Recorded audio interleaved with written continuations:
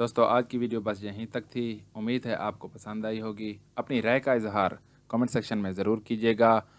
अगर आपने हमारा चैनल रूह इंसान सब्सक्राइब नहीं किया तो जल्दी से कर लें, क्योंकि हम आपके लिए ऐसी अच्छी अच्छी वीडियो लाते रहेंगे। मिलते हैं एक नई वीडियो के साथ, तब तक के लिए अपना ख्याल रखिएगा। अल्लाह हाफ़िज़।